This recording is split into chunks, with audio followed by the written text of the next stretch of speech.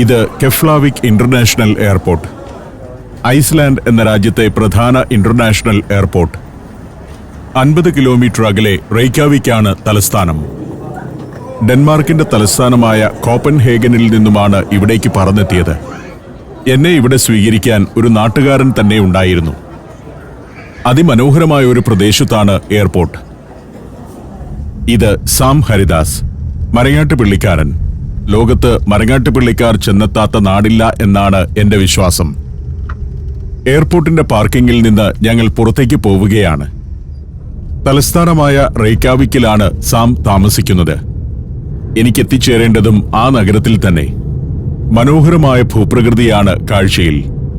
എവിടെയും പുൽമേടുകൾ. സാം ഇവിടെ എത്തിയിട്ട് 15 വർഷത്തിലേറെയായി. ഭാര്യയും 2 മക്കളും ഒന്നിച്ച് ഇവിടെയാണ് താമസം. എയർപോർട്ടിൽ നിന്നും ഏകദേശം 1 മണിക്കൂറോളം യാത്രയുണ്ട് റെയ്ക്യാവിക്കിലേക്ക്. റെയ്ക്യാവിക്കിന്റെ ഇന്റർനാഷണൽ എയർപോർട്ടാണ് കെഫ്ലാവിക്കിലേത്. തലസ്ഥാന നഗരത്തിൽ നിന്നും 50 കിലോമീറ്റർ അകലെയാണ് എയർപോർട്ട് എന്ന് മാത്രം. കെഫ്ലാവിക് ഒരു ചെറിയ പട്ടണമാണ്. എയർപോർട്ട് ഉണ്ടായതാണ് ഇപ്പോൾ അതിന്റെ പ്രാധാന്യം. ആദ്യം ആ പട്ടണം ഒന്ന് കണ്ടിട്ട് പോകാമെന്ന് സാമിനോട് പറഞ്ഞു. അതിനാൽ കെഫ്ലാവിക്കിലേക്കാണ് ഇപ്പോൾ പോകുന്നത്. ഈ പ്രദേശത്ത് കുറച്ച് വ്യവസായങ്ങളൊക്കെയുണ്ട്. ഫിഷിംഗും മത്സ്യസംസ്കരണവുമാണ് ഈ രാജ്യത്തിന്റെ തന്നെ പ്രധാന വ്യവസായങ്ങൾ. പിന്നെ അലൂമിനിയം തുടങ്ങിയ ചില വസ്തുക്കളും കയറ്റി അയക്കുന്നുണ്ട്. IT രംഗത്തും നല്ല വളർച്ചയുള്ള രാജ്യമാണിത്. മനോഹരമായ ഭൂപ്രകൃതിയാണ് ഐസ്ലാൻഡിന്റെ പ്രത്യേകത. ചെറിയ ചെറിയ സ്ഥാപനങ്ങളുടെയും മറ്റും വൃത്തിയുള്ള കോമ്പൗണ്ടുകൾ. അതൊക്കെ പിന്നിട്ട് ഞങ്ങൾ കെഫ്ലാവിക് പട്ടണത്തിലേക്ക് അടുത്തുകൊണ്ടിരുന്നു. ഐസ്ലാൻഡ് പൂർണ്ണമായും ഒരു ദ്വീപ് രാഷ്ട്രമാണ്. ഇവരുടെ തൊട്ടടുത്തുള്ള ഏത് രാജ്യത്തെത്തണമെങ്കിലും 3 മണിക്കൂർ വിമാനത്തിൽ പറക്കണം. പെട്രോളിയം ഉൾപ്പെടെ ഏതു സാധനവും പണം കൊടുത്ത് ഇവിടേക്ക് കൊണ്ടുവരണം. അതുകൊണ്ട് തന്നെ എല്ലാ ഉൽപ്പന്നങ്ങൾക്കും വില കൂടുതലാണ് ഇവിടെ. ഈ രാജ്യത്തെ തന്നെ ആകെ ജനസംഖ്യ 4 ലക്ഷം മാത്രമാണ്. നല്ല ക്വാളിറ്റിയുള്ള ജീവിത സാഹചര്യങ്ങൾ. മനോഹരമാണ് ഇവിടുത്തെ വീടുകളുടെ കാഴ്ച. ഒരു സ്കാൻഡിനേവിയൻ രാജ്യത്തിന്റെ എല്ലാ സമ്പന്നതയും ഇവിടെയുണ്ട്. സാമ്പത്തിക പ്രതിസന്ധി രാജ്യത്തിനുണ്ടെങ്കിലും ഫെസിലിറ്റികളെല്ലാം ലോക നിലവാരത്തിലുള്ളതാണ്. ടൂറിസം ഐസ്ലാൻഡിന്റെ വളരെ പ്രധാനപ്പെട്ടൊരു വ്യവസായമാണ്. കോവിഡിന് ശേഷം ഐസ്ലാൻഡിന്റെ ടൂറിസം രംഗം ചെറിയ തകർച്ചയെ നേരിട്ടിരുന്നു. അതിനുശേഷം വീണ്ടും ഉയർന്നു തുടങ്ങുന്ന സമയമാണിത്. അഗ്നിപർവ്വതങ്ങളാണ് ഈ രാജ്യത്തിന്റെ ശാപവും അനുഗ്രഹവും എന്ന് പറയാം. വ്യത്യസ്തമായൊരു രൂപഘടനയുള്ള പള്ളി കാണാം യാത്രയിൽ. സ്കാൻഡിനേവിയൻ രാജ്യമാണ് ഐസ്ലാൻഡ്. കടൽ ജീവിതം നയിച്ചിരുന്ന വൈക്കിങ്ങുകളും മറ്റുമാണ് ഒരു കാലത്ത് ഇവിടെ വന്ന് താമസ കേന്ദ്രങ്ങൾ സ്ഥാപിച്ചത്. ലോകത്ത് ഏറ്റവും അവസാനമായി ജനവാസം ആരംഭിച്ച വലിയ ദ്വീപുകളിലൊന്നാണ് ഐസ്ലാൻഡ്. 9-ാം നൂറ്റാണ്ടിലാണ് ഐസ്ലാൻഡിൽ സെറ്റിൽമെന്റുകൾ നിലവിൽ വന്നു തുടങ്ങിയത്. AD 870-ൽ നോർവീജിയൻ ഗോത്രത്തലവനായ ഇഗോർഫർ അർണാർസൻ ആണ് ഇവിടെ ആദ്യ സെറ്റിൽമെന്റ് സ്ഥാപിച്ചതെന്ന് ചില ചരിത്രരേഖകളിലുണ്ട്. 1940-കളിൽ US മിലിറ്ററി കെഫ്ലാവിക്കിന്റെ സമീപം ഒരു എയർപോർട്ട് സ്ഥാപിച്ചു. 2-ാം ലോകമഹായുദ്ധകാലത്ത് സഖ്യകക്ഷികളുടെ പോർവിമാനങ്ങൾക്ക് ഇന്ധനം നിറയ്ക്കുന്നതിനുള്ള ഒരു പ്രധാന കേന്ദ്രമായി പിന്നീട് ഇവിടം മാറി. ശീതയുദ്ധകാലത്താവട്ടെ കെഫ്ലാവിക്കിനെ അമേരിക്ക കൃത്യമായി ഉപയോഗപ്പെടുത്തി. അന്നവർ കെഫ്ലാവിക്കിൽ ഒരു നേവൽ എയർ സ്റ്റേഷൻ സ്ഥാപിച്ചു. നോർവീജിയൻ കടലിലെയും ഗ്രീൻലാൻഡ് കടലിലെയും കപ്പലുകളുടെ നീക്കത്തെ US സൈന്യം നിരീക്ഷിച്ചിരുന്നത് ഇവിടം കേന്ദ്രീകരിച്ചാണ്. എയർപോർട്ട് ടൗൺ ആയതുകൊണ്ട് തന്നെ വലിയ കുറെ ഹോട്ടലുകളും കെഫ്ലാവിക്കിൽ ഉയർന്നിട്ടുണ്ട്. 1960-കളിലും 70-കളിലും ഐസ്ലാൻഡിൽ തന്നെ ഏറ്റവും അധികം മ്യൂസിഷ്യന്മാർ വസിച്ചിരുന്ന പട്ടണം ഇതായിരുന്നു. അതിനാൽ ദ ബീറ്റിൽ ടൗൺ എന്നൊരു പേര് തന്നെയുണ്ട് കെഫ്ലാവിക്കിന്. ആകെ 15,000 ആളുകളെയുള്ളൂ ഈ ടൗണിൽ. മത്സ്യബന്ധനവും മത്സ്യസംസ്കരണവുമായി ബന്ധപ്പെട്ട ജോലികളിൽ ഏർപ്പെടുന്നവരാണ് കുറെ പേർ. റെയ്ക്യാവിക് കഴിഞ്ഞാൽ ഐസ്ലാൻഡിൽ ഏറ്റവും അധികം വമ്പൻ ഹോട്ടലുകളുള്ള നഗരം കെഫ്ലാവിക്കാണ്. പാർക്കിൻ പോലുള്ള നിരവധി ഹോട്ടലുകൾ ഇവിടെയുണ്ട്. എയർപോർട്ടിൽ ജോലി ചെയ്യുന്നവരും ടൂറിസം ഇൻഡസ്ട്രിയുമായി ബന്ധപ്പെട്ട് പ്രവർത്തിക്കുന്നവരുമായ നിരവധി പേർ ഈ പട്ടണത്തിൽ താമസിക്കുന്നു. 2-ാം ലോകമഹായുദ്ധകാലത്ത് യുഎസിന്റെയും സഖ്യകക്ഷികളുടെയും ധാരാളം സൈനികർ ഇവിടെ തമ്പടിച്ചിരുന്നു. നല്ല വൃത്തിയുള്ള ഒരു പട്ടണം. എല്ലാത്തിനും അടുക്കും ചിട്ടയുമുണ്ട്. ഇടതുവശത്ത് കാണുന്ന ആ ചുവന്ന കെട്ടിടം ഇവിടുത്തെ പോസ്റ്റ് ഓഫീസാണ്. അതെല്ലാം എത്ര ഭംഗിയോടെയാണ് ഒരുക്കി വെച്ചിരിക്കുന്നതെന്ന് കാണുക. ജനസംഖ്യ നന്നേ കുറവാണെങ്കിലും നിരവധി സ്ഥാപനങ്ങൾ ഇവിടെ കാണാം. കോർപ്പറേറ്റ് ഓഫീസുകളും വാണിജ്യ സ്ഥാപനങ്ങളുമെല്ലാം അതിൽ ഉൾപ്പെടുന്നു. കൊച്ചിക്ക് നെടുമ്പാശ്ശേരി എന്നതുപോലെയാണ് റെയ്ക്യാവിക്കിന് കെഫ്ലാവിക് പ്രദേശം. KFC ഉൾപ്പെടെയുള്ള സ്ഥാപനങ്ങളൊക്കെയുണ്ട്. അതിന്റെ കെട്ടിടത്തിനൊക്കെ വ്യത്യസ്തമായൊരു നിറമാണ്. സാധാരണ കാണുന്ന KFC പോലെയല്ല. നെറ്റോ എന്ന സൂപ്പർമാർക്കറ്റ് ചെയിനിന്റെ ഒരു സ്ഥാപനമാണ് ആ കാണുന്നത്. ഡെൻമാർക്ക് ആസ്ഥാനമായി പ്രവർത്തനം ആരംഭിച്ച റീറ്റെയിൽ ചെയിനാണ് നെറ്റോ. നല്ല കാലാവസ്ഥയാണിവിടെ. അത്യാവശ്യം വെയിലുണ്ട്. തെളിഞ്ഞ അന്തരീക്ഷം. ഞങ്ങൾ കെഫ്ലാവിക് പട്ടണത്തിലൂടെ ഒരു കറക്കം പൂർത്തിയാക്കി തിരിച്ച് വീണ്ടും ഹൈവേയിലേക്ക് പോവുകയാണ്. ഇപ്പോൾ ഹൈവേയിലൂടെയാണ് യാത്ര. ഇനി നേരെ റെയ്ക്യാവിക്കിലേക്കാണ് പോകേണ്ടത്. എന്നാൽ അതിനിടെ മറ്റൊരു സ്ഥലം സന്ദർശിക്കണം. ബ്ലൂ ലഗൂൺ എന്നു പേരുള്ള ഒരു ജിയോ തെർമൽ സ്പ്രിംഗ് ആണത്. അഗ്നിപർവ്വതങ്ങൾ ധാരാളമുള്ള ദ്വീപായതിനാൽ തന്നെ ചൂട് നീരുറവകളുടെ വലിയ പ്രവാഹങ്ങൾ ഇവിടെ പലയിടത്തുമുണ്ട്. അതെല്ലാം ടൂറിസ്റ്റ് കേന്ദ്രങ്ങളാണ്. ഈ കാണുന്നതാണ് ഐസ്ലാൻഡിന്റെ പൊതുവെയുള്ള ഒരു ഭൂപ്രകൃതി. ഈ നാട്ടിലൂടെ എത്ര ദൂരം സഞ്ചരിച്ചാലും കാണുന്ന പ്രകൃതി ഇങ്ങനെയൊക്കെ തന്നെയായിരിക്കും. ഞങ്ങൾ ബ്ലൂ ലഗൂണിലേക്കുള്ള പാതയിലേക്ക് തിരിഞ്ഞു. കുറച്ചു മുന്നോട്ടു പോകുന്നതോടെ കാണുന്നത് ഇങ്ങനെയുള്ളൊരു ഭൂപ്രകൃതിയാണ്. ലാവ ഉറഞ്ഞതാണ് ഇത്. അഗ്നിപർവ്വത സ്ഫോടന ഫലമായി ലാവ വലിയ വിസ്തൃതിയിൽ പരന്നൊഴുകിയ പ്രദേശം. തണുത്തുറഞ്ഞ ലാവ വലിയ പാറകളായി മാറിയിരിക്കുന്നു. അടുത്ത കാലം വരെ ഈ പ്രദേശത്ത് അഗ്നിപർവ്വത സ്ഫോടനം നടന്നിട്ടുണ്ട്. നേരെ മുന്നിൽ കാണുന്നത് ഒരു അഗ്നിപർവ്വതമാണ്. അതിന്റെ ചുവട്ടിൽ നിന്ന് പുക പൊങ്ങിപ്പറക്കുന്നത് കാണാം. ശരിക്കും പുകയല്ല, അത് നീരാവിയാണ്. അവിടെയാണ് ജിയോ തെർമൽ സ്പ്രിംഗ് ഉള്ളത്. ലാവാക്കല്ല് കൂട്ടിയിട്ട് ഒരു മതിൽ പണിതുകൊണ്ടിരിക്കുകയാണ്. അടുത്ത കാലത്ത് അഗ്നിപർവ്വത സ്ഫോടന ഫലമായി വലിയ നഷ്ടമുണ്ടായതുകൊണ്ട് ഇനി ലാവാപ്രവാഹമുണ്ടായാൽ അത് ഈ ഭാഗത്തേക്ക് ഒഴുകിപ്പരക്കാതിരിക്കാനായുള്ള മുൻകരുതലാണ് ആ മതിൽ. ആ കാണുന്ന തെർമൽ പവർ സ്റ്റേഷനെ രക്ഷിക്കാൻ വേണ്ടിയാണ് ആ കൂറ്റൻ മൺമതിൽ പണിതുകൊണ്ടിരിക്കുന്നത്. സ്വാർത്ത് സെങ്കി ജിയോ തെർമൽ പവർ സ്റ്റേഷനാണ് ആ കാണുന്നത്. വീടുകളിലേക്ക് വൈദ്യുതിയും ചൂടുവെള്ളവും വിതരണം ചെയ്യുന്ന ഒരു സ്റ്റേഷൻ. ഭൂമിക്കടിയിൽ നിന്നും വരുന്ന നീരാവിയുടെ ശക്തി കൊണ്ട് അവിടെ വൈദ്യുതി ഉണ്ടാക്കുന്നു. കൂടാതെ ആ ചൂടുവെള്ളം നിരവധി വീടുകളിലേക്ക് ഹീറ്റിംഗിനായി സപ്ലൈ ചെയ്യുന്നു. ലോകത്ത് തന്നെ അപൂർവമാണ് ഭൂമിക്കടിയിലെ നീരാവി കൊണ്ട് പ്രവർത്തിക്കുന്ന ഇത്തരം പ്ലാന്റ്. ലാവ പരന്നൊഴുകി ഉറഞ്ഞ് പാറയായിരിക്കുന്ന കാഴ്ചയാണ് ഈ പ്രദേശമൊന്നാകെ. കുറേയേറെ ദൂരം അതുതന്നെയാണ് കാഴ്ച.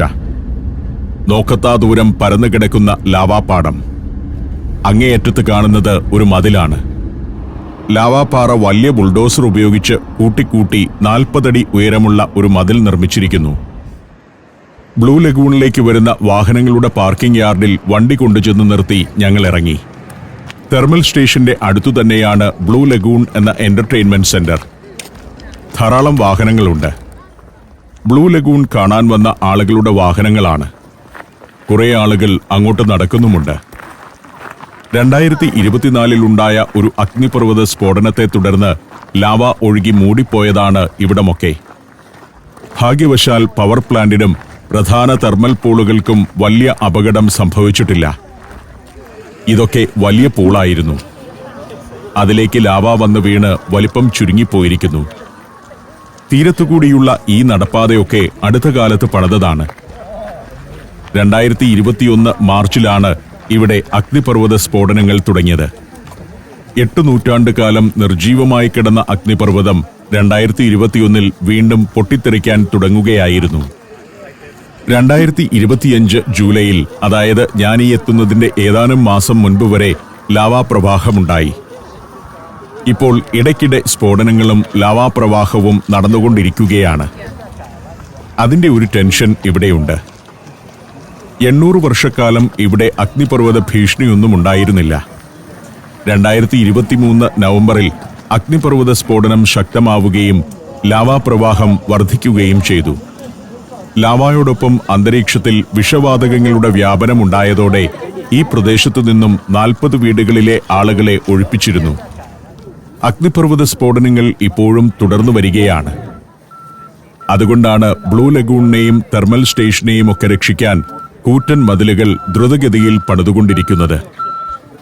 വീണ്ടും വലിയ തോതിലുള്ള ലാവാപ്രവാഹം ഉണ്ടായേക്കാമെന്ന് ഭൗമശാസ്ത്രജ്ഞർ പ്രവചിച്ചിട്ടുണ്ട്.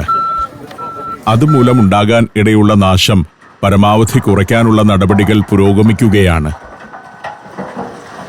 ഈ പ്രദേശത്ത് പല മതിലുകൾ നിർമ്മിക്കാനാണ് തീരുമാനം. ചിലയിടത്ത് പൊടിച്ചെടുത്ത ലാവ കൊണ്ട് ബണ്ട് തീർക്കുന്നത് കാണാം. സൾഫർ അടങ്ങിയ വെള്ളമാണിത്. ഭൂമിക്കടിയിൽ നിന്നും വരുന്ന പല മൂലകങ്ങളും ഇതിൽ കലർന്നിട്ടുണ്ട്. അതിനാൽ ഇത് സൗന്ദര്യവർദ്ധക ജലമാണെന്നും ത്വക്ക് രോഗങ്ങളെ അകറ്റുന്നതാണെന്നും വിശ്വസിക്കുന്നവരുണ്ട്.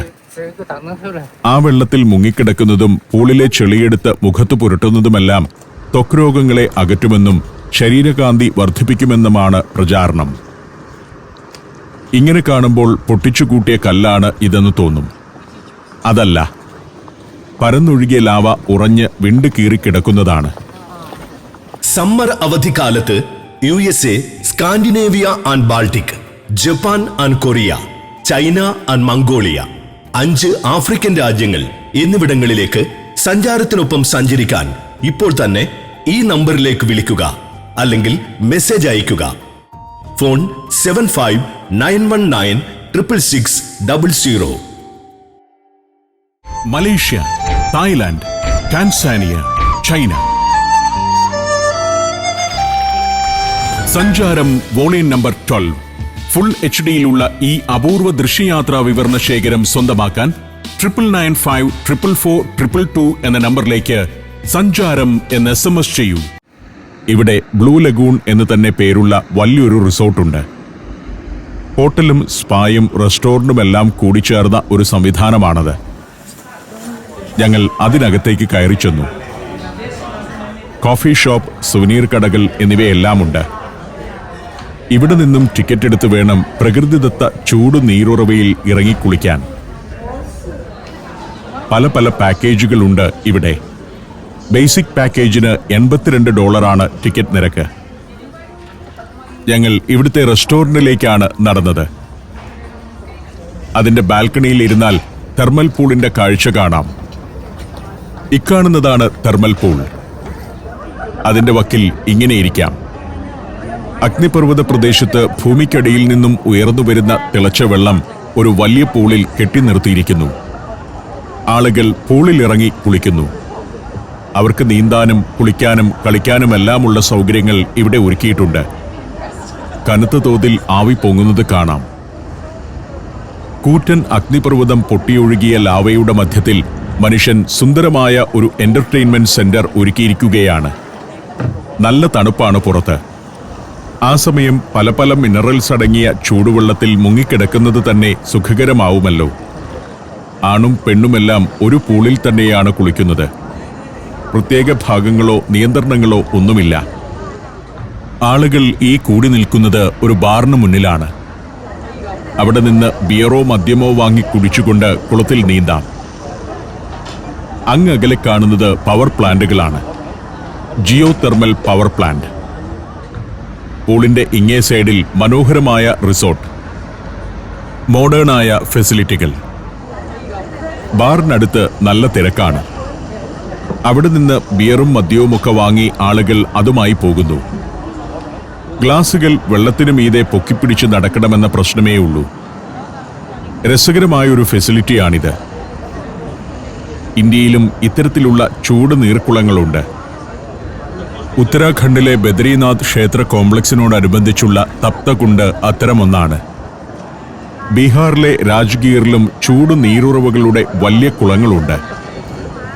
നമ്മൾ അതിനെയൊക്കെ വിശ്വാസത്തിന്റെ കേന്ദ്രമാക്കി പ്രാർത്ഥനയും പൂജയും എല്ലാം നടത്തുന്നു. ഇവരാകട്ടെ കോടിക്കണക്കിന് ഡോളറിന്റെ വരുമാനമുണ്ടാക്കുന്നു. അതാണ് വ്യത്യാസം. നമ്മുടെ നാട്ടിലെ തെർമൽ പൂളുകൾക്കൊന്നും ഈ ഒരു രൂപമേയല്ല. അതിന്റെയൊക്കെ പരിസരത്ത് വൃത്തിയും കുറവാണ്. ഇവർ ഇത് വിശ്വാസത്തിന്റെ ഭാഗമാക്കുന്നില്ല. ഇവിടെ ഇതിനെ വൃത്തിയാക്കി സൗന്ദര്യവൽക്കരിച്ച് ലോകനിലവാരമുള്ള ഒരു പൂളാക്കി ആളുകൾക്ക് ആസ്വദിക്കാനും ഉല്ലസിക്കാനുമുള്ള കേന്ദ്രമാക്കി മാറ്റിയിരിക്കുകയാണ്. കുളത്തിന്റെ മറുകരയിൽ കാണുന്നത് സ്റ്റീം ബാത്ത് നടത്താനുള്ള ഒരു മുറിയാണ്. ലാവാക്കല്ലുകൊണ്ട് തന്നെ ഭിത്തി പണിത ഒരു സംവിധാനം. അങ്ങകലെ സ്വാർട്സംഗി ജിയോ തെർമൽ പവർ പ്ലാന്റ്. അവിടെ വൈദ്യുതി ഉൽപാദനം നടക്കുന്നുണ്ട്. ആ കൽക്കെട്ടിടത്തിനുള്ളിലാണ് സ്റ്റീം ബാത്ത്. കുറെ നേരം അതൊക്കെ കണ്ടു നിന്ന ശേഷം ഞങ്ങൾ റെസ്റ്റോറന്റിനകത്തേക്ക് നടന്നു. മനോഹരമായ ഒരു റെസ്റ്റോറന്റാണ്. അതിന്റെ നിർമ്മാണവും ഇവിടുത്തെ ആംബിയൻസുമൊക്കെ വ്യത്യസ്തം തന്നെ. ഇവിടെയൊക്കെയാണ് ഇത്തരം നാട്ടുകാരെ പലപ്പോഴും പുകഴ്ത്തിപ്പോകുന്നത്. ഫെസിലിറ്റികളെ ഡിസൈൻ ചെയ്യുന്ന രീതി, അതിനുള്ള എയ്സ്തെറ്റിക് സെൻസ് അതൊക്കെ വ്യത്യസ്തമാണ്. ഇവിടുത്തെ റെസ്റ്റോറന്റിൽ സാം ഹരിദാസ് എനിക്ക് വേണ്ടി ഒരു ടേബിൾ ബുക്ക് ചെയ്തിട്ടുണ്ട്. ഞാൻ വന്നു കഴിഞ്ഞാൽ ഉടനെ തന്നെ ഇവിടെ കൊണ്ടുവന്ന് ഉച്ചഭക്ഷണം നൽകാനായി എല്ലാം റെഡിയാക്കിയാണ് സാം വന്നിരിക്കുന്നത്. ഒരു പെൺകുട്ടി ആ ടേബിളിനടുത്തേക്ക് ഞങ്ങളെ സ്വീകരിച്ചു കൊണ്ടുപോയി. ഞങ്ങൾക്കുള്ള സീറ്റ് അവിടെയാണ്. ഇവിടെ ഇരുന്നാൽ തെർമൽ പൂളും അതിൽ കുളിക്കുന്നവരെയും കനത്ത നീരാവി ഉയരുന്നതുമൊക്കെ കാണാം. റെസ്റ്റോറന്റിലിരുന്ന് സാം വിശേഷങ്ങൾ പറഞ്ഞു. സാമിന് 2 ആൺമക്കളാണ്. ഒരാൾക്ക് 17 വയസ്സായി, മറ്റൊരാൾക്ക് 7 വയസ്സ്. ഞങ്ങൾക്കുള്ള വിഭവങ്ങൾ വന്നു തുടങ്ങി. ഇവിടെ വന്നാൽ വൈൻ കുടിക്കണമത്രേ. അത് നിർബന്ധമാണെന്നാണ് സാമും പറയുന്നത്. ആചാരം ലംഘിക്കരുതല്ലോ. ഞാൻ സമ്മതിച്ചു. പരിചാരകൻ കുറച്ച് റെഡ് വൈൻ പകർന്നു തന്നു. പാശ്ചാത്യ രാജ്യങ്ങളിൽ എത്തുമ്പോഴുള്ള ഒരു പ്രശ്നം ഇതാണ്.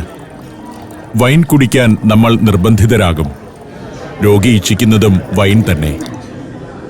റെഡ് വൈനും അങ്ങകലെയുള്ള ചൂട് നീരുറവയും അതിനപ്പുറം പൊങ്ങിപ്പറക്കുന്ന നീരാവിയുമെല്ലാം സുന്ദരം. പുറം കാഴ്ചകൾ കണ്ടങ്ങനെ ഇരിക്കുമ്പോഴേക്കും ഞങ്ങൾ ഓർഡർ ചെയ്ത ഭക്ഷണമെത്തി. ലാംബ് ഫില്ലറ്റാണ് പ്രധാന വിഭവം. ലാംബ് ഫില്ലറ്റിനോട് എനിക്കത്ര താല്പര്യമുണ്ടായിരുന്നില്ല. സാമിന്റെ താല്പര്യപ്രകാരം വാങ്ങിച്ചതാണ്. സാം ഒരു ഷെഫാണല്ലോ. അദ്ദേഹം പറഞ്ഞു ഇത് സാറിന് ഇഷ്ടപ്പെടുമെന്ന്. അഥവാ ഇഷ്ടപ്പെട്ടില്ലെങ്കിൽ വേറെ വിഭവം ഓർഡർ ചെയ്യാം. മീഡിയമായി ഗ്രിൽ ചെയ്ത ലാം ഫില്ലറ്റാണ്. ഗംഭീരമായൊരു വിഭവം. ഞാൻ ഇതുവരെയും അത്രയും രുചിയുള്ള ലാം ഫില്ലറ്റ് കഴിച്ചിട്ടില്ല. അതൊക്കെ കഴിച്ച് ഞങ്ങൾ അവിടെ നിന്നും എണീറ്റു. ഒരു പാറമടയ്ക്കകത്തിരിക്കുന്നത് പോലെയാണ് ഇവിടെ ഇരിക്കുമ്പോൾ. കെട്ടിടത്തിന്റെ ഒരു വശത്തെ ഭിത്തി ലാവയുടെ പാറ അരിഞ്ഞിറക്കിയാണ് ഉണ്ടാക്കിയിരിക്കുന്നത്. ഞങ്ങൾ പടവുകൾ കയറി മുകളിലേക്ക് നടന്നു. പാറക്കെട്ടിനുള്ളിലെ മനോഹരമായ റെസ്റ്റോറന്റ്. ഇതാണ് ആ കെട്ടിടത്തിന്റെ മറ്റൊരു ഭാഗം. മുകളിലെ നിലയിലെ ഈ ബാൽക്കണിയിൽ നിന്ന് താഴത്തെ മനോഹരമായ കാഴ്ച കാണാം. പൂളിലെ ബാറിനടുത്ത് കൂടി നിൽക്കുന്ന ആളുകൾ. കയ്യിൽ മദ്യം ഉയർത്തിപ്പിടിച്ചാണ് പലരും നിൽക്കുന്നത്. ഭേദിപ്പെടുത്തുന്ന ഒരു അഗ്നിപർവ്വത മുഖത്തെ അതിഗംഭീരമായ ഒരു എന്റർടൈൻമെന്റ് കേന്ദ്രമാക്കി മാറ്റിയെടുത്തിരിക്കുന്നു. ഇന്ത്യയിലാണെങ്കിൽ വലിയ ആത്മീയതയുടെ കേന്ദ്രമായി മാറേണ്ടിയിരുന്ന ഒന്നിനെ ഇവർ ഈ വിധമാക്കി മാറ്റിയിരിക്കുകയാണ്. പൂളിലുള്ളവരെ നിരീക്ഷിക്കാനും ആവശ്യമെങ്കിൽ സഹായിക്കാനും അവിടെയൊക്കെ സുരക്ഷാ ഉദ്യോഗസ്ഥരുണ്ട്. നമ്മുടെ ഒരു ടൂറിസം ഡെസ്റ്റിനേഷൻ അല്ലെങ്കിൽ പബ്ലിക് ഫെസിലിറ്റികൾ ഏത് നിലവാരത്തിലാണ് ഇനിയുള്ള കാലത്ത് ഒരുക്കേണ്ടത് എന്നതിൻ്റെ ഒരു ഉദാഹരണമാണിത്. നമ്മളിപ്പോൾ ഉണ്ടാക്കുന്നതൊന്നുമല്ല ലോക നിലവാരമെന്നത് ഇതൊക്കെ കണ്ട് മനസ്സിലാക്കണം. നമ്മുടെ ടൂറിസം രംഗത്ത് പ്രവർത്തിക്കുന്നവരും ഉദ്യോഗസ്ഥരും ഇത്തരം വിഷ്വലുകൾ കാണുകയെങ്കിലും വേണം. ലോക നിലവാരമുള്ള ആർക്കിടെക്റ്റുകളെ കൊണ്ടുവേണം ഇങ്ങനെയുള്ള ഫെസിലിറ്റികൾ ഡിസൈൻ ചെയ്യാൻ.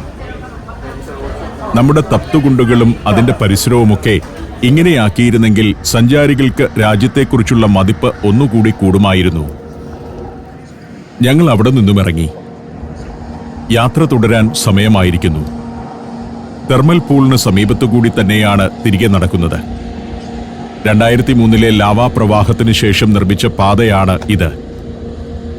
ഇതിലൂടെ വാഹനം പാർക്ക് ചെയ്തിരിക്കുന്നിടത്തേക്ക് നടക്കുകയാണ്. ലാവാപ്രവാഹം നേരിടാനുള്ള മുൻകരുതലുകൾ എപ്പോഴും ഈ രാജ്യം സ്വീകരിച്ചുകൊണ്ടിരിക്കുന്നുണ്ട്.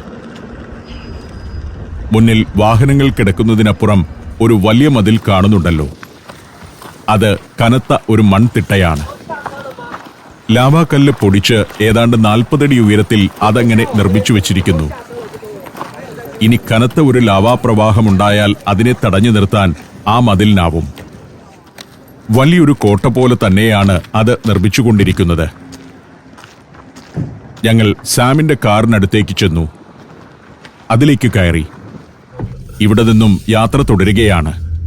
ഈ പ്രദേശത്തൊക്കെ നല്ല പരിചയമുള്ള ആളാണ് സാം ഹരിദാസ്. പാർക്കിങ്ങിൽ കുറേയേറെ ബസ്സുകൾ കിടപ്പുണ്ട്. റെയ്ക്യാവിക് എന്ന ഐസ്ലാൻഡിന്റെ തലസ്ഥാന നഗരത്തിലേക്കാണ് എനിക്ക് വൈകിട്ടോടെ എത്തേണ്ടത്. അതിനു മുൻപ് ഇനിയും കുറച്ചു കാഴ്ചകൾ കൂടി കാണാനുണ്ട്. ഈ പ്രദേശത്ത് തന്നെ ഫിഷിംഗ് ഇൻഡസ്ട്രിയുമായി ബന്ധപ്പെട്ട ചില കാഴ്ചകളുണ്ട്. സാധാരണ ജീവിതമുണ്ട്.